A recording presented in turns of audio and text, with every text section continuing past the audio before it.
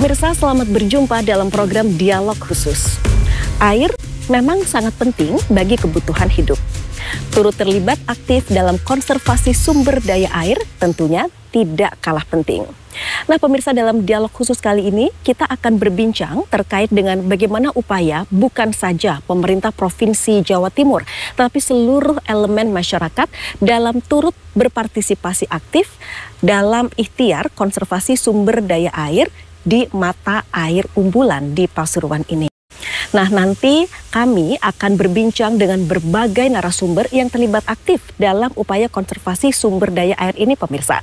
Salah satunya dengan Sekretaris Dinas PU Sumber Daya Air Provinsi Jawa Timur, Bapak Fauzi Nasruddin STMSC yang mewakili Kepala Dinas PU Sumber Daya Air Provinsi Jawa Timur, serta Bapak Profesor M. Bisri yang merupakan guru besar di bidang konservasi sumber daya air di Universitas Brawijaya Malang. Nah, pemirsa, selamat menyaksikan Dialog Khusus.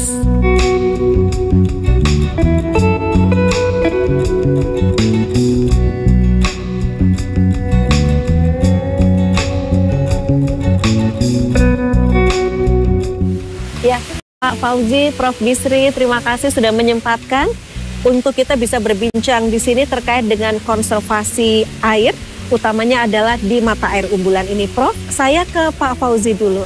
Pak Fauzi, kalau kita bicara mengenai sumber mata air Umbulan, ini memang ada sudah sejak dulu? Memang ini terjadi secara alamiahkah atau ada campur tangan manusia ini, Pak Fauzi? Iya, Mbak Tika, jadi sumber mata air Umbulan ini memang salah satu anugerah. Katanya hanya ada di dunia, salah satunya di Umbulan. Kemudian sudah dikembangkan sejak zaman Belanda dan imbuhan daerah imbuhannya ini konon dari Pelatahan Pasir Bromo. Jadi debitnya cukup besar dan dimanfaatkan oleh masyarakat sejak lama. Jadi kita sangat patut puji syukur, alhamdulillah begitu ya, artinya dengan anugerah Tuhan ini. Nah, Prof. Bisri, kalau secara akademis ini kita bicara mengenai sumber mata air Umbulan itu bagaimana, Prof? Secara akademis bahwa ini berupa mata air. Ya. Karena mata air ini pasti ada masanya, artinya terjadi fluktuasi debitnya. Oke. Maka harus dilakukan konservasi air dalam rangka menjaga keadilan atau sustainability-nya keberadaan sumber air Umbulan. Harus ada upaya-upaya konservasi air atau konservasi sumber daya air. Oke, itu yang memang upaya berkelanjutan yang harus senantiasa dilakukan ya, Prof, supaya ini bisa terjaga airnya sustain. Oke. Nah, Pak Fauzi, kalau kita bicara mengenai pengelolaan sumber mata air Umbulan, ini sebenarnya kewenangannya ada di mana sih, Pak? Ya, jadi untuk sekarang ini mata air, karena Umbulan ini lokasinya di wilayah Sungai Welang Rejoso, merupakan wilayah sungai kewenangan provinsi, termasuk mata air.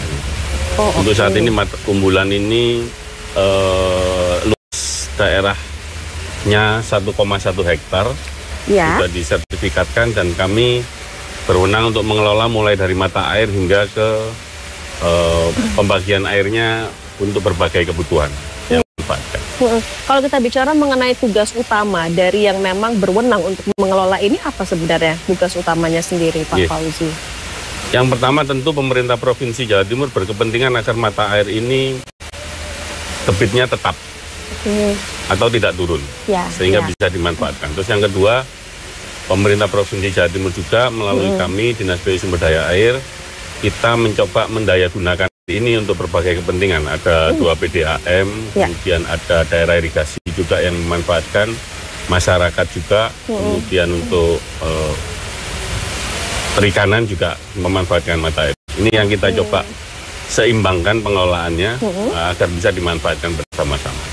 Dan sekarang sedang diupayakan pemanfaatan secara massal oleh Pemprov Jatim melalui sistem penyediaan air minum Umbulan yang akan dibawa untuk Sidoarjo, Surabaya sampai Gresik.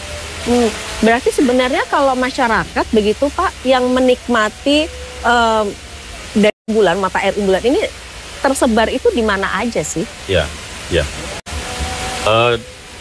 sekitar desa sini tentu, karena daerah irigasi, kemudian air minumnya dimanfaatkan juga oleh masyarakat Pasuruan, kemudian masyarakat Surabaya melalui PDAM Surabaya, dan sekarang kita coba manfaatkan lagi untuk Sidoarjo, Surabaya, dan Gresik melalui spam umbulan. Oke, berapa sih Pak Fauzi kalau kita bicara mengenai persentase pemanfaatan untuk pengaturan itu idealnya bagaimana? Ya, jadi debit umbulan ini pernah mencapai 4.000 dengan metode pengukuran yang kami lakukan. Kemudian sekarang kami sedang berupaya bagaimana untuk mempertahankan, memanfaatkan umbulan ini untuk berbagai kepentingan. Tentu saja prioritas pertama adalah untuk pertanian rakyat yang sudah dipakai di daerah irigasi di sekitar sini. Kemudian yang kedua untuk air minum. Ini yang ini. Sedang untuk industri masih belum, jadi prioritas utama memang masih untuk air minum dan itu prioritas utama ya.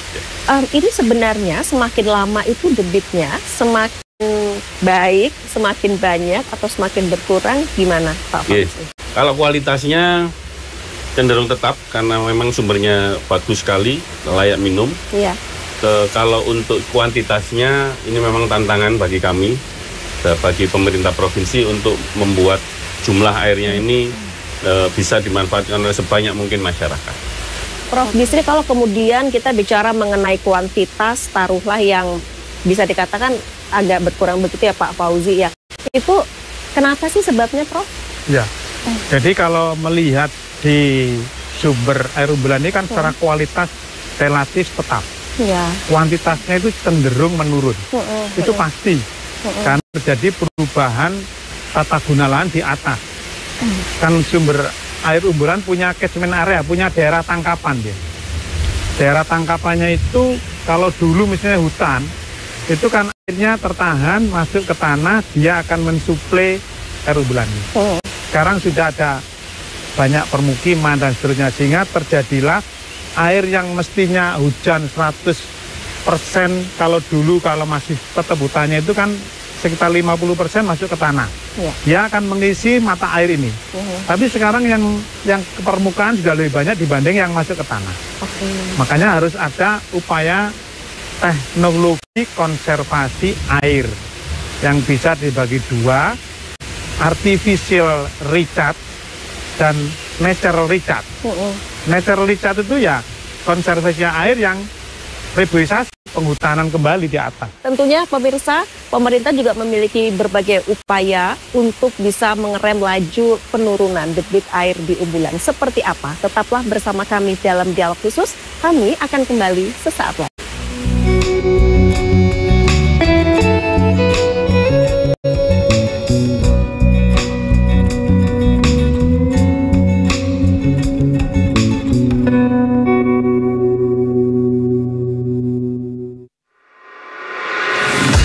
Sobat Safety, untuk memperingati Bulan K3 Nasional tahun 2025, JTV, Disnaker Trans Jawa Timur, DK3 Jawa Timur menggelar kompetisi konten budaya K3.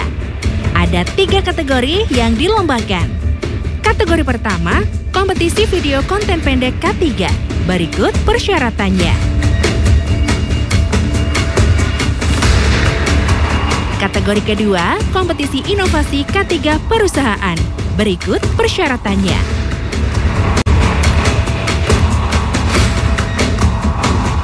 Kategori ketiga, kompetisi foto K3. Berikut persyaratannya.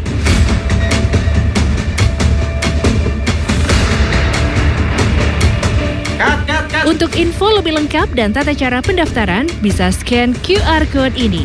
Ayo Sobat Safety, semangatmu.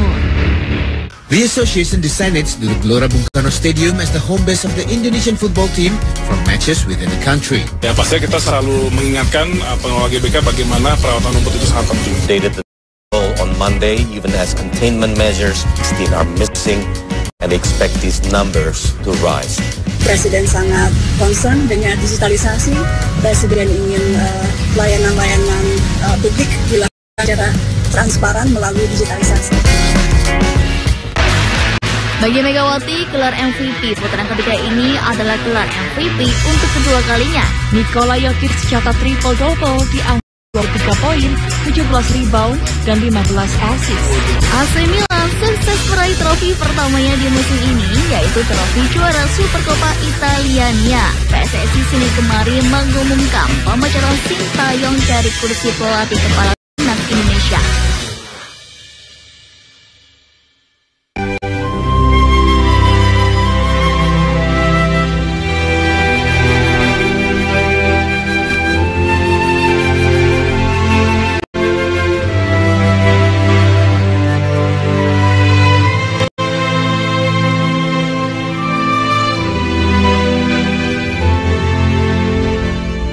Saksikan Belajar Bareng Senin sampai Sabtu pukul 11 siang hanya di JTV.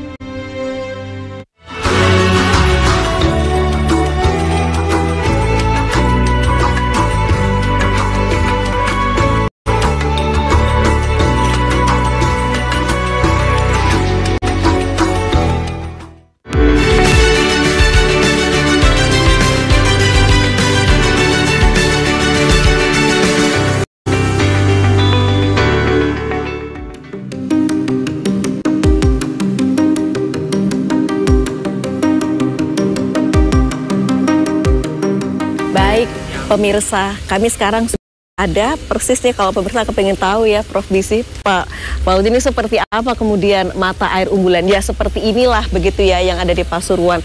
Makanya kita patut bersyukur dengan adanya ini anugerah untuk Jawa Timur juga pasti.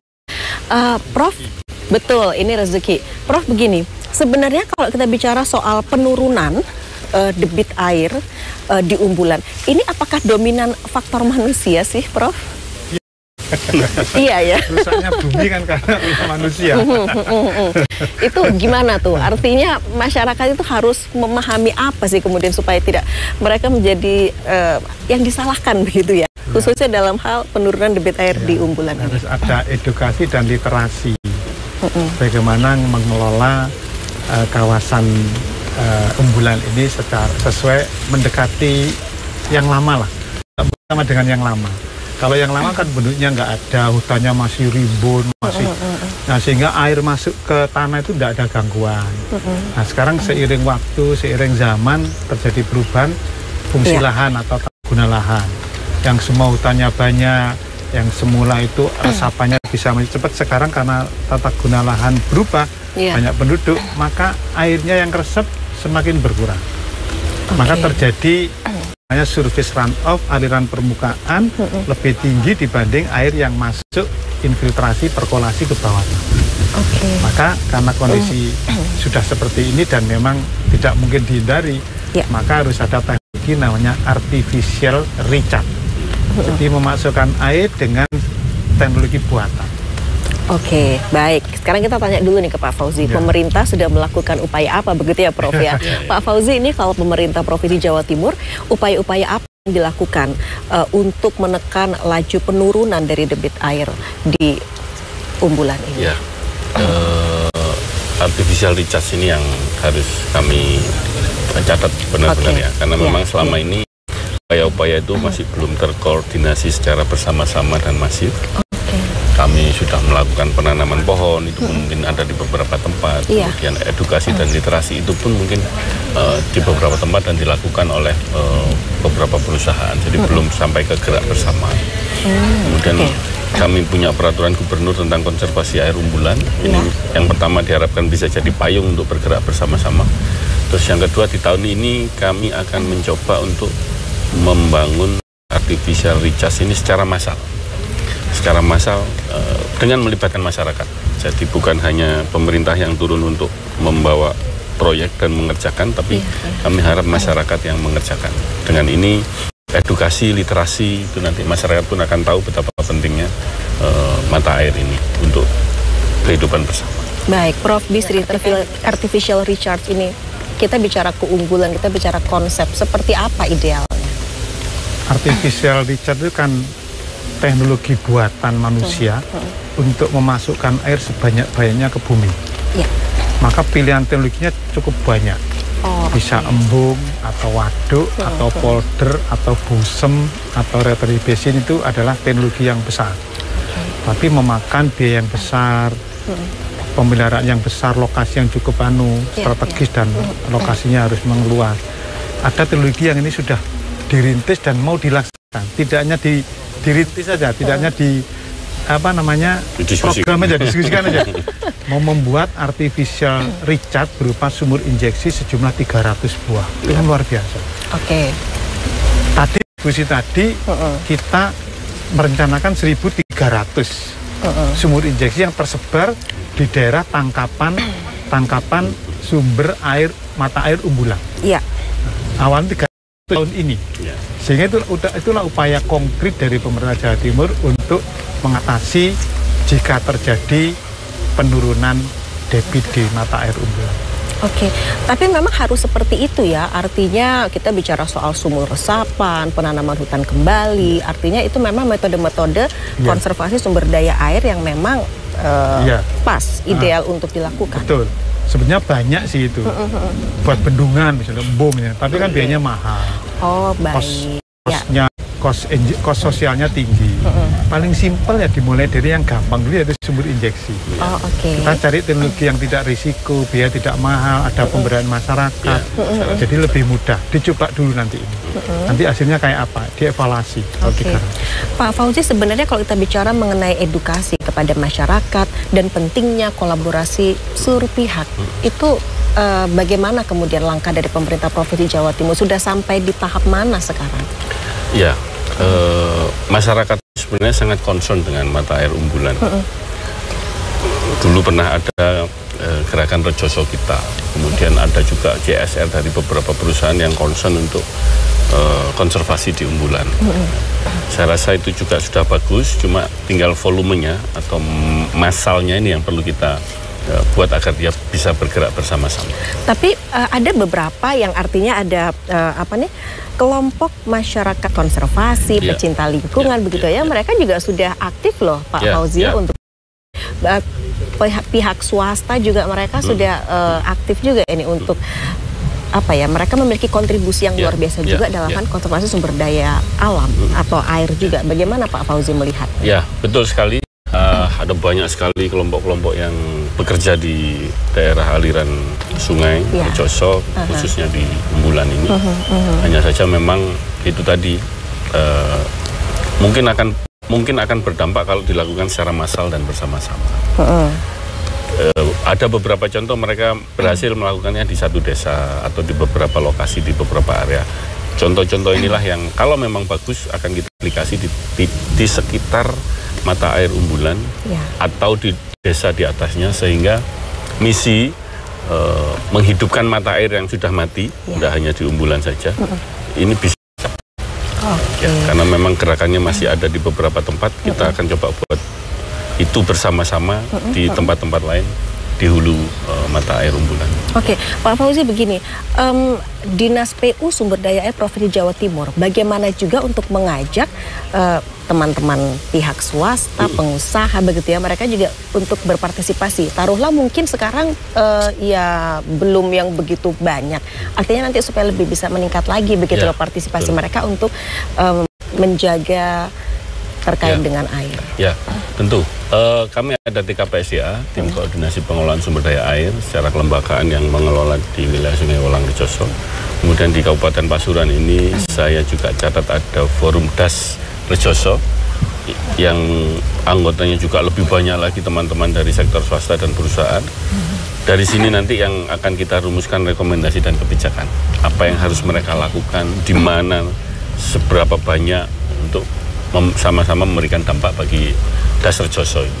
Baik, Prof. Bisri, bagaimana melihat ini pentingnya kebersamaan? Nggak bisa hanya dari teman-teman Dinas PU Sumber Daya Air Provinsi Jawa Timur saja ya untuk bekerja terkait dengan konservasi sumber daya air, tapi juga seluruh elemen masyarakat, seluruh kemudian ini komunitas mereka yang peduli lingkungan begitu ya. Saya kira ini kan sudah ada kelompok-kelompok yang sudah dibangun oleh Pusda ya. Cuman tinggal pelaksanaannya mungkin ada koordinasi dan kolaborasi. Oh, oke. Nanti diidentifikasi kelompok mana sudah berjalan di lapangan, dikoordinasi, dikolaborasi, karena biar standar penanganannya artificial recharge tadi sama standarnya.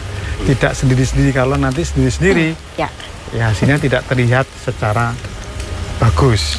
Kalau itu bisa ada koordinasi yang sudah mengerjakan, tidak hanya sekedar forum yang ada, tapi tidak dikerjakan, tapi diskusi.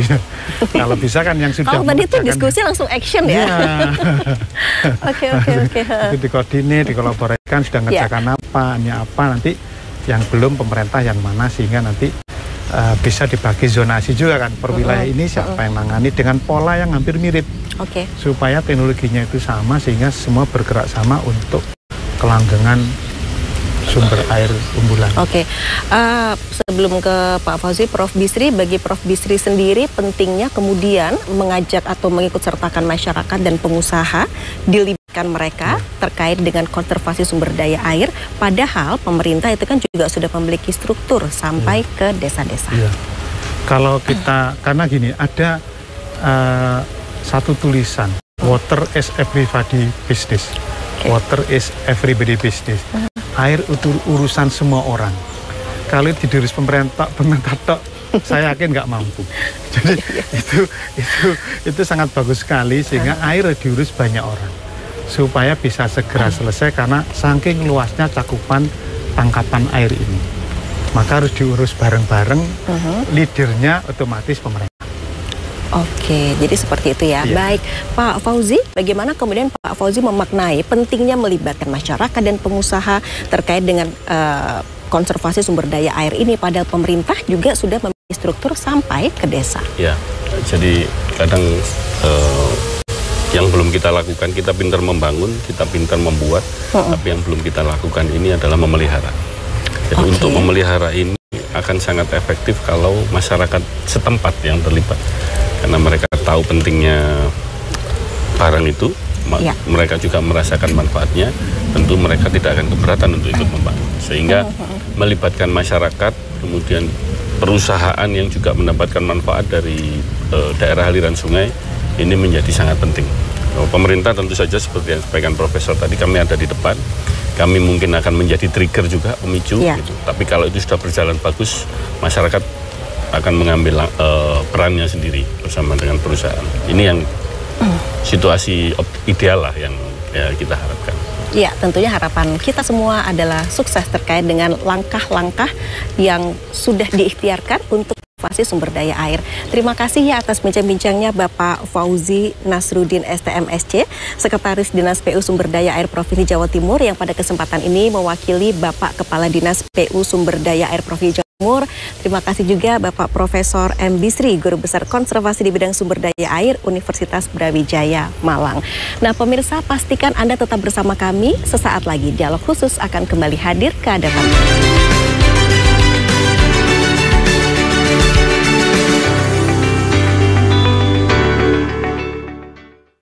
Kita akan bedah produk yang namanya L74 ini. Produk ini adalah minyak balut rempah-rempah asli dari Indonesia. Orang yang sensitif pun aman memang ya? Aman. Untuk beberapa kasus yang mungkin kita tangani itu mereka semuanya cocok. Jadi bisa direkomendasikan. Ya, jadi gunakan L74 sangat baik sekali untuk kesehatan tubuh kita dan tidak mengganggu di keseharian kita.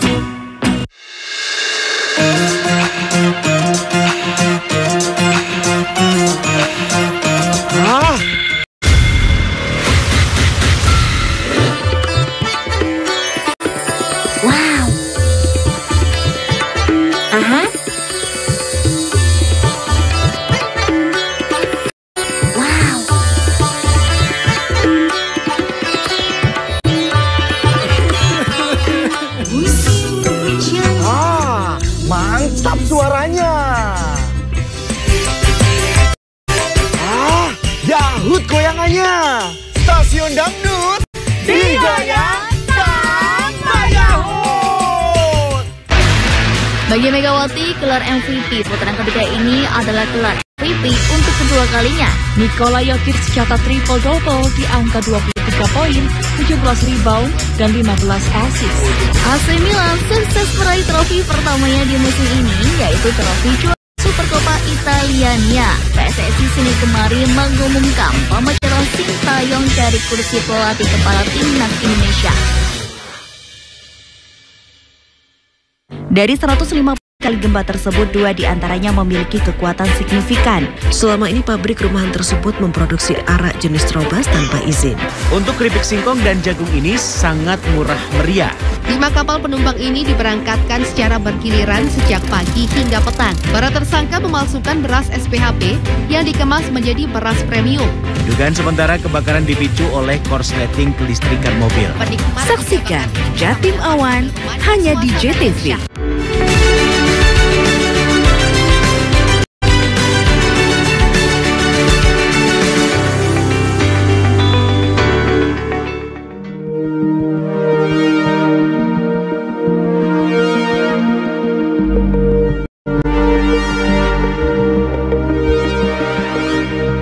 Pemirsa, berbicara mengenai sumur resapan itu merupakan salah satu teknik terkait dengan konservasi air.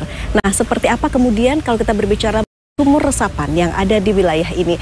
Saya sudah bersama Bapak Anton Dharma. Beliau ini merupakan Kepala UPT Pengelolaan Sumber Daya Air wilayah Sungai Welang, Pekalen di Serung.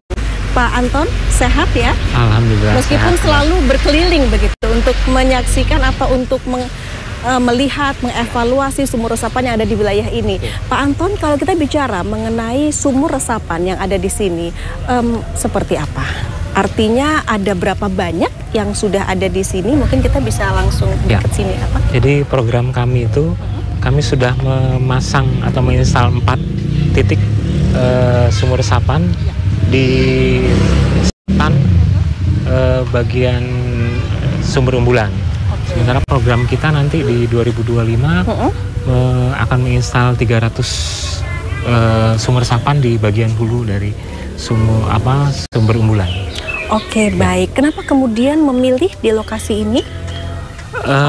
Karena kita pahami bahwa mata air umbulan ini melayani 5 kabupaten kota. Dari Pasuruan, kabupaten kota, Sidoarjo, Surabaya hingga Gresik. Sehingga kita perlu mempertahankan ketersediaan air agar tidak berkurang. Salah satunya dengan kegiatan instalasi sumur resapan ini. Oke, baik. Dan untuk berapa lama Pak kalau kita bicara mengenai pengecekan ini yang senantiasa rutin untuk dilakukan begitu, Pak Anton? Jadi sebenarnya tidak ada yang instan dalam hal konservasi, tapi kurang lebihnya mungkin bisa di angka 3 atau 5 tahun ke depan dia akan sangat berpengaruh untuk mata air kita terutama di umbulan.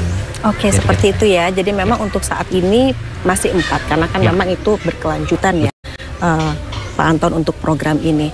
Baik, kita langsung saja. Sudah ada Pak Asep di situ. Pak Asep, halo.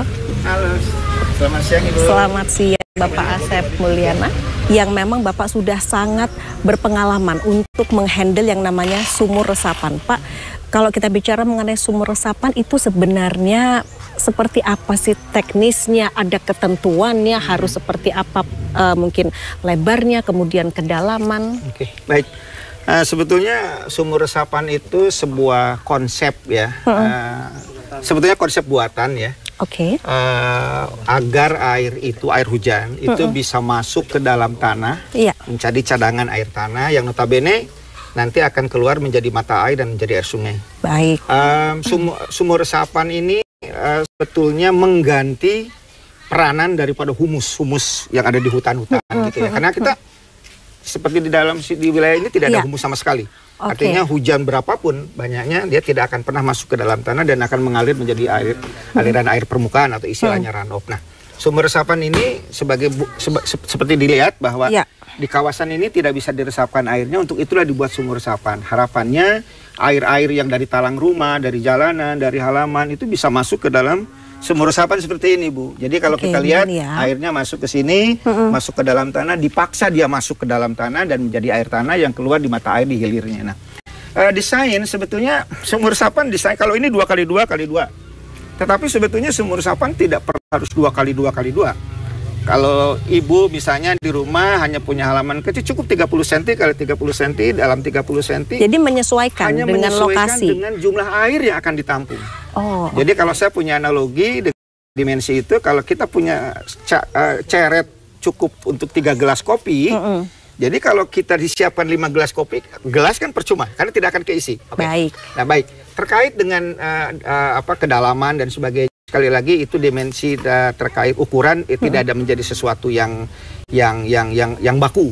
Akan tetapi kami kenapa ngebangun ini 2 meter, dalam 2 meter, lebar 2 meter, agar dari semua air permukaan ini yang notabene akan terkumpul 8 kubik ini akan masuk ke dalam tanah. Karena apa? Satu, air hujan di sini cukup banyak, lahan yang terbukanya cukup banyak menampung air hujan. Dan yang satu lagi, kenapa 2 meter? Karena biar 2 orang bisa bekerja menggali. Karena menggali air, menggali tanah tidak sesuatu menggali bagaikan cuma 10 cm. Bayangkan kalau 2 orang menggali di dalam 1 meter persegi, sesuatu tidak mungkin. Jadi 2 meter kali 2 meter itu adalah untuk satu, memudahkan pekerjaan, yang kedua memaksimalkan semua air hujan bisa masuk dan diresapkan. Hanya saja yang pertama yang perlu diingat adalah penempatan dan banyaknya sumur resapan harus dihitung dengan banyaknya curah hujan yang tertampung di dalam sebuah kawasan. Itu sangat esensial gitu untuk diperhatikan. Oke, jadi itu memang penghitungan yang memang harus benar-benar diperhatikan setiap kali kalau misalnya mau membuat sumur resapan di suatu wilayah seperti itu ya Pak Asep ya. Nah, kemudian memang sumur resapan ini benar-benar efektif begitu Pak Asep untuk menekan saya yakinkan bahwa sumur resapan 100% akan meresap menjadi air tanah. Karena apa? Kalau air ini masuk ke dalam ini, tidak ada lagi peluang air itu untuk keluar, menguap.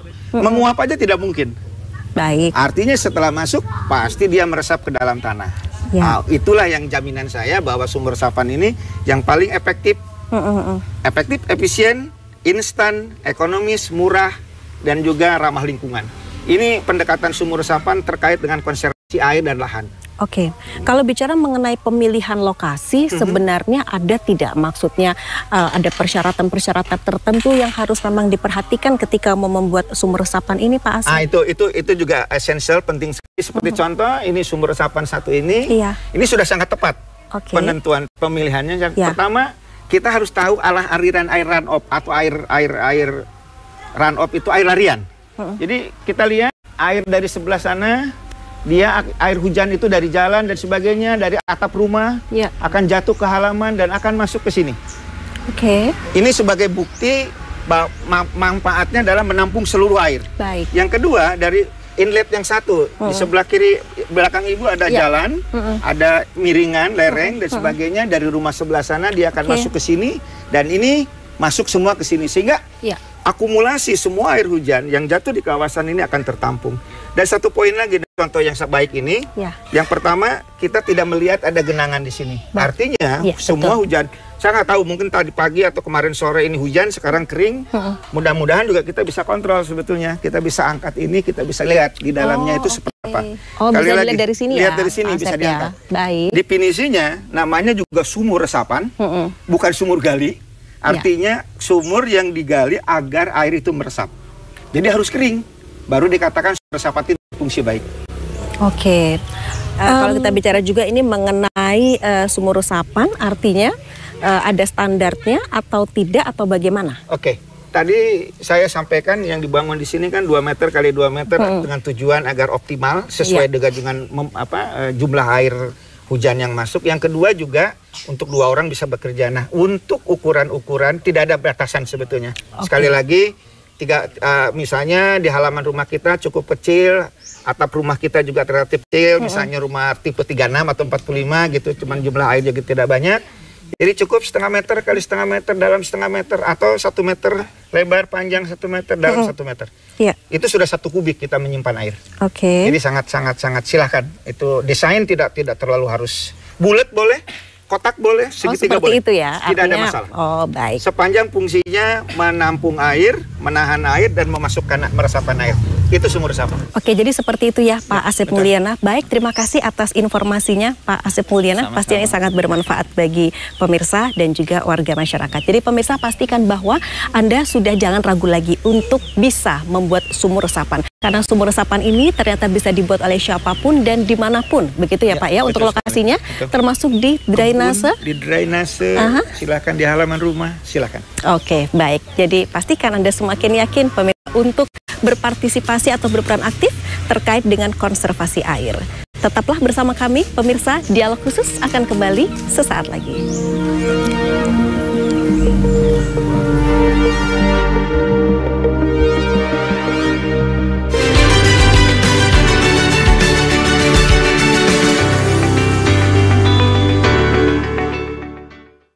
Minyak balur Ibu Nabawi langsung terasa aromaterapinya, praktis dan tidak lengket. Gak takut lagi nyeri di badan. Remastop adalah obat herbal untuk mengatasi berbagai macam keluhan sendi dan tulang akibat asam urat ataupun rematik. Visospek sudah terbukti dapat membantu penyembuhan penyakit mata. Karena Visospek terbuat dari 100% bahan herbal alami yang aman dikonsumsi secara rutin setiap hari. The association decided to the Gelora Bung Karno Stadium as the home base of the Indonesian football team for matches within the country. Ya pastinya kita selalu mengingatkan pengelola GBK bagaimana perawatan rumput itu sangat penting. They did the death toll on Monday even as containment measures still are missing and expect these numbers to rise. Presiden sangat concern dengan digitalisasi. Presiden ingin layanan-layanan publik dilakukan secara transparan melalui digitalisasi. Jatim Gaspol, gagasan politik Jawa Timur. Populariti aja kalau kita nggak punya kemampuan berbicara, bagaimana orang bisa yakin sih sama kita? Ini membutuhkan kerjasama yang baik lah antara elemen pemerintah sebagai eksekutif gitu dengan kami yang ada di legislatif. Kita ketemu untuk membicarakan hal-hal bagi kebaikan banyak orang. Kalau ditoto dengan baik, mungkin energi yang dikeluarkannya bertahap, mungkin hal-hal itu bisa dicegah. Supaya kedepannya memang benar-benar diperhatikan.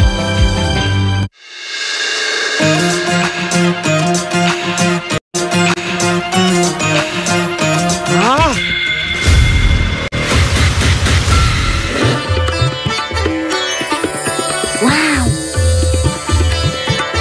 Aha. Wow.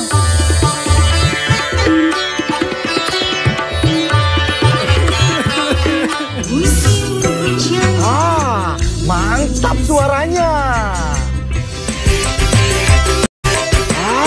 Dahut goyangannya. Stasiun Dangdut Digaya Tambah Dahut.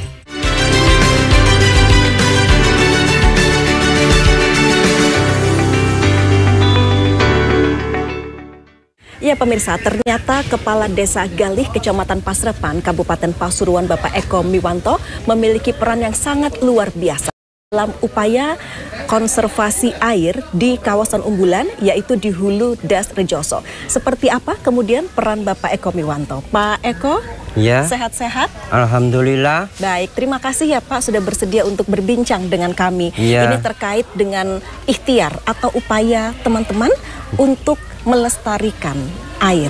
Karena memang air juga sangat penting. Yang tidak kalah penting sebenarnya juga peran seorang Pak Eko Miwanto untuk turut di sini, kalau saya dengar adalah memberikan fasilitas atau memfasilitasi adanya lahan, begitu Pak?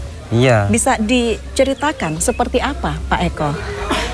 Gini, terkait dengan kelestarian hutan,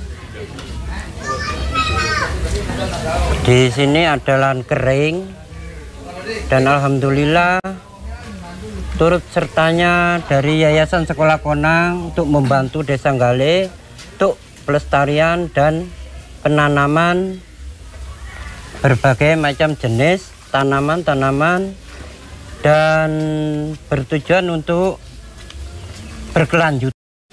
Oke. Itu saja. Sebenarnya kalau kita bicara Pak mengenai potensi yang ada di Desa Galih ini apa sih Pak? Kita punya secara geografis sini pegunungan dan lahan keringnya. Jadi yang cocok di sini cuman perkebunan. Iya. Dan alhamdulillah untuk unggulan perkebunan kita ini durian. Jadi untuk menambah perekonomian masyarakat kecil, alangkah baiknya durian kita ini kita angkat. Iya. Karena ini sudah unggulan kita. Iya. Jadi untuk pertumbuhan ekonomi masyarakat kecil itu semakin bertambah dan bertambah gitu loh. Oke. Ya. Bagaimana Pak kemudian Pak Eko selama ini melihat Yayasan Sekolah Konang Indonesia, kemudian pemerintah daerah dan juga masyarakat, termasuk juga kelompok konservasi, mereka benar-benar bersatu padu untuk kompak menjaga air dan kelestarian lingkungan di wilayah ini? Saya kira itu semangat, karena selama ini vakum bagi pemuda-pemuda kita, dan walaupun kita orang desa, ya banyak yang sekolah juga, yang kadang-kadang suatu kemudian nanti bisa mendapatkan skill, dan skill tersebut bisa tumbuh berkembang di desa kami ini. Itu motivasi saya, dan sekaligus biar masyarakat Gale ini sudah terbiasa lah dengan dibantu dari Yayasan Sekolah Konang. Itu Yayasan Sekolah Konang merupakan guru bagi kita masyarakat Gale. Bapak benar-benar memberikan dampak yang sangat positif bagi wilayah ini, Amin. bagi masyarakat, begitu pastinya ya Pak Eko ya. Sehat selalu Bapak, terima kasih Amin. sudah berbincang-bincang. Demikian pemirsa, Kepala Desa Galih Kecamatan Pasrepan Kabupaten Pasuruan, Bapak Eko Miwanto.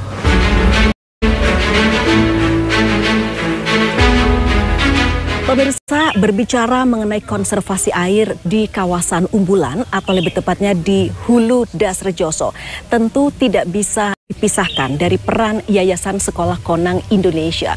Seperti apa kemudian peran dari Yayasan Sekolah Konang Indonesia? Apa saja yang sudah dilakukan untuk melakukan atau untuk memberikan pendampingan pada masyarakat yang ada di wilayah ini? Nah, langsung saja pemirsa, kami akan mengajak Anda untuk berbincang dengan Mas Antoni. Beliau ini merupakan Ketua Yayasan Sekolah Konang Indonesia. Kita segera menemui beliau yang ada di sini. Mas Antoni. Oh, siap, Mbak. Maaf mengganggu ya. Aku Tidak. Tika Saya dari Antoni. JTV. Siap. Iya. Wah, ini lagi ngapain, Mas? Oh, ini ikut bantu-bantu apa nih? teman-teman ini dari kelompok masyarakat peduli sungai.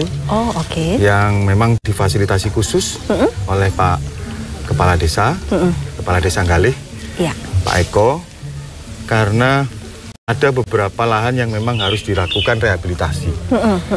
Sekaligus karena kawan-kawan di sini rata-rata pemilik kandang ternak, sehingga kami juga mendampingi mereka membuat pupuk kompos.